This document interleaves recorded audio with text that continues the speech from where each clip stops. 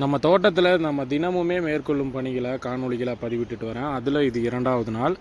இன்று பிரதான வேலைங்கிறது மக்காச்சோளம் நடவு செய்கிறதுக்காக வயல் தயார் செய்கிறது தான். கடந்த 2 நாட்களாகவே நம்ம இந்த வேலை தான் செஞ்சிட்ருக்கோம். நேற்று 2 ஆட்கள் வந்து வேலைக்கு உதவியாக இருந்தாங்க. இன்னும் கொஞ்சம் வேலை தான். இன்றைய நாளோட பொழுதில் நான் இந்த வேலையை முடிச்சுடுவேன். அதே சமயம் வேலை நிறைவடைந்த வயல்களில் மக்காச்சோளம் ஊன்ற பணிங்கிறது தொடங்குது. இன்று தான் முதல் நாள், அதாவது மக்காச்சோளம் ஊன்றது. மொத்தமாக 3 பேர், அம்மாவோடு சேர்த்து 3 பேர் வந்து மக்காச்சோளம் ஊன்றாங்க.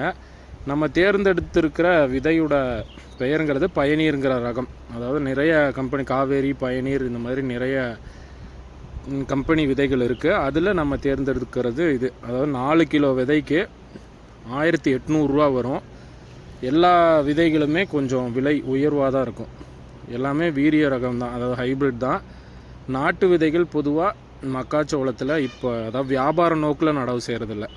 நம்ம வேணும்னா நம்ம வந்து நாட்டு விதை விற்பனை செய்கிறவங்கள்ட்ட வாங்கிக்கலாம். ஆனால் விவசாயத்தில் வியாபார நோக்கில் நடவு செய்கிறதுல இப்போ முழுவதுமாகவே வீரிய ரகங்கள் தான் நம்ம ஊன்றோம்.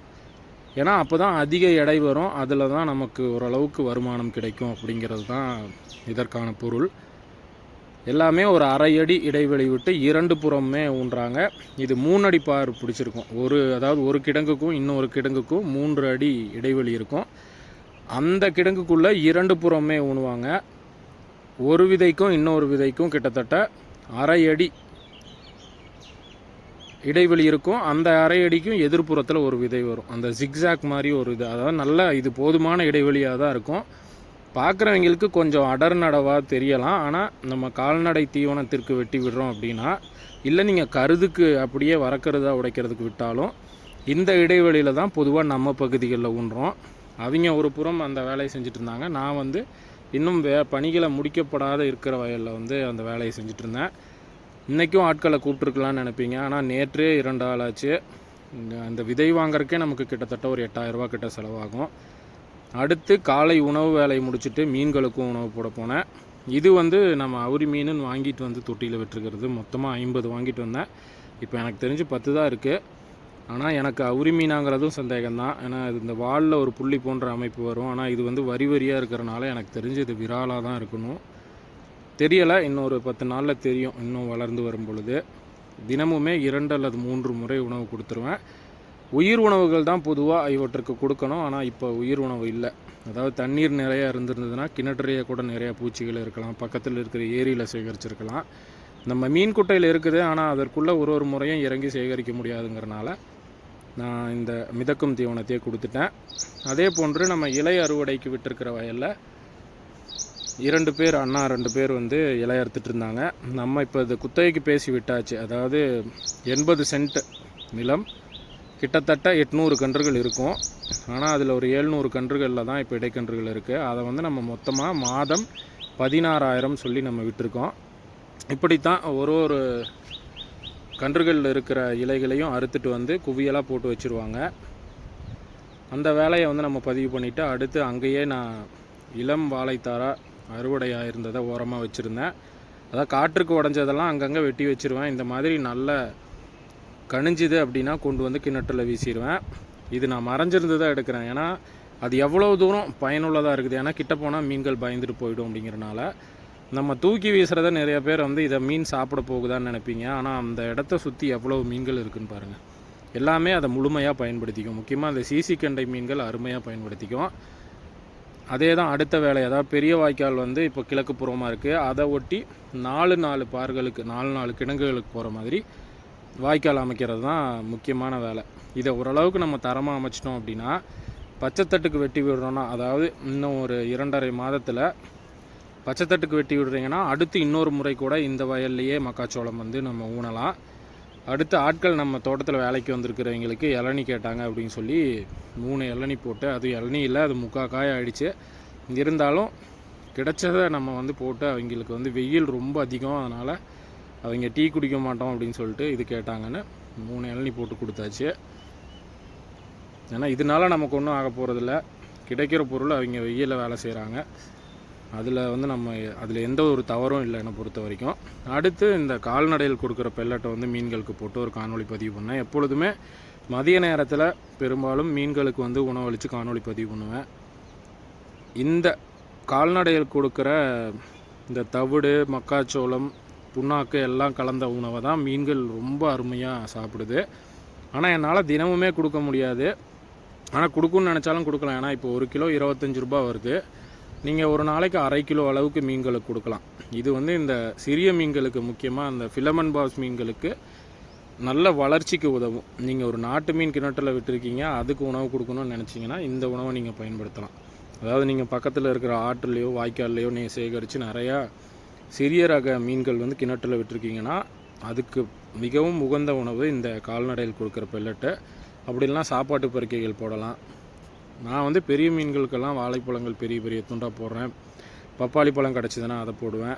அப்படி இல்லைன்னா தவிடு, மக்காச்சோளத்தோட இந்த பெல்லட்டு, இந்த மாதிரி உணவுகள் தான் நான் கலவையாக கொடுப்பேன். ஏன்னா அது வந்து இயற்கை நுண்ணுயிர்கள் இதில் நிறையா இல்லை. அப்படிங்கிறதுனால தான் நான் வந்து நம்ம செயற்கையாக நம்மளால் முடிஞ்ச உணவுகளை மீன்களுக்கு கொடுத்துட்ருக்கேன். முக்கியமாக நான் அந்த கிணற்றில் மீன்கள் வளர்க்குறதே என்னென்னா, அந்த காணொளி பதிவு பண்ணும் பொழுது பார்க்குறதுக்கு அவ்வளோ அழகாக இருக்குங்கிறது தான். ஏன்னா நான் இது ஒரு நீண்ட நாள் கனவு எனக்கு. இப்படி ஆக்ஷன் கேமரா ஒன்று இருக்குதுன்னு தெரிஞ்சோன்னவே நான் தண்ணீருக்குள்ளே பதிவு பண்ணணும்னு சொல்லி நான் வாங்கி இப்போது கிட்டத்தட்ட ஒரு 3 வருடங்களாக பதிவு பண்ணிட்டு வரேன். அடுத்து அவங்க இலையை அறுக்கிறத வந்து ஒரு காணொலியாக பதிவு பண்ணலான்னு போயிருந்தேன். அதாவது 10 இலையாக வச்சு அளவீடு ஏதாவது இருக்கான்னு கேட்டேன். அதாவது ஒரு கத்தைகள்லையும் நீங்கள் வைக்கிற இலை வந்து 2 அடி இல்லாது 3 அடின்னு ஏதாவது அளவு வச்சுருக்கீங்களான்னு கேட்டேன். அப்படியெல்லாம் இல்லை கண்ணு, அந்த இலை அறுக்கிறதுல ஒரே மாதிரியாக இருக்கிறதெல்லாம் ஒரு கட்டாக வச்சு நுனிப்பகுதியை மட்டும் கத்திரிச்சு அப்படியே வச்சு கட்டுவோம். ஒரு கட்டுக்கு வந்து 25 கவுளி வைப்போம். ஒரு கவுளினா 10 இலை கொண்ட இதை வந்து ஒரு கவுளி அப்படிம்பாங்க. அதில் 25 சேர்த்தி கட்டுனா ஒரு கட்டு, 25 கவுளி சேர்ந்து ஒரு பெரிய கட்டாகும். அதில் 250 இலை இருக்கும். நீங்கள் கட்டுக்கணக்கில் அறுத்து விட்டால் கூட 200 ரூபா கொடுப்பாங்க. நேற்று மட்டும் 19 கட்டை அறுத்தாங்க. எனக்கு தெரிஞ்சு அது 3800 ரூபா. ஆனால் நம்ம குத்தகைக்கு பேசி விட்டதுனால மொத்தமாக 16,000 கொடுத்துட்டாங்க ஏக்கருக்கு. ஏக்கர் கணக்கு தான் நான் கேட்டிருந்தேன். ஏன்னா 80 சென்ட் தான். ஆனால் நான் சொல்லி தான் கேட்டேன். ஆனால் இப்போது நல்ல டிமாண்ட் இருக்குது. எனக்கு 15,000க்கு மேலே கொடுத்தீங்கன்னா நான் விடுறேன்னு அவங்க 16,000 கொடுக்குறதுக்கு ஒத்துக்கிட்டதுனால தான் இப்போ இலை அறுத்துட்ருக்காங்க. அடுத்து மறுபடியும் மீதம் இருக்க இந்த மக்காச்சோள வயல், மக்காச்சோளம் 3 போகிற வயலில் வேலைகளை செஞ்சேன். இது எனக்கு நிஜமாகவே ஒரு சலிப்பை உண்டாக்காத ஒரு வேலை. ஏன்னா நம்ம சிறு வயதிலிருந்து ரொம்ப இஷ்டமாக செய்கிற வேலைகள் இது. ஏன்னா அந்த வயலை தயார் செஞ்சு மக்காச்சோளம் மூணி தண்ணீர் பாய்ச்சி அது முளைச்சி வரும் பொழுது நிஜமாகவே நமக்கு ஒரு பெரிய மனநிறைவை தரும்.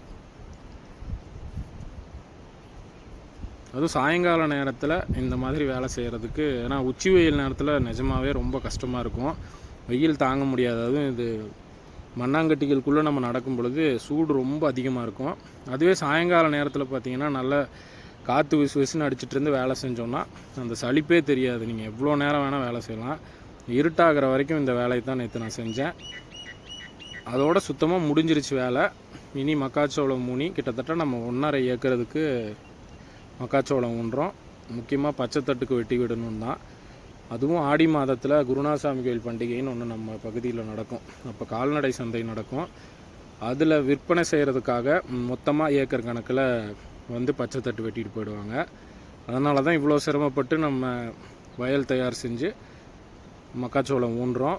இன்னொரு பெரிய பிரச்சனை இருக்குது, முருதார் தொல்லை, அதாவது காட்டுப்பன்றிகள் தொல்லை இந்த பகுதியில் இருக்குது. நான் நேற்று கூட வாழைக்காட்டில் வந்து நடந்து போன தாரைகளை பார்த்தேன். அதுக்கு ஏதாவது ஒரு பாதுகாப்பு வழிமுறை பண்ணணும்.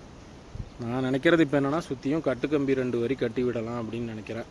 ஏன்னா இப்போவே தண்ணி பாய்ச்சினோன்னே வந்தாலும் வரலாம், கடந்து போகிறப்ப உள்ளே பார்க்கும், ஏதோ ஒரு இடத்துல தண்ணி தேங்கி இருந்ததுன்னா அதுக்குள்ளே வந்து விளையாடும். இந்த மாதிரி பிரச்சனைலாம் வரும். அதையும் நான் ஒரு நாளோட காணொலிகளையும் நான் பதிவிடுறேன்.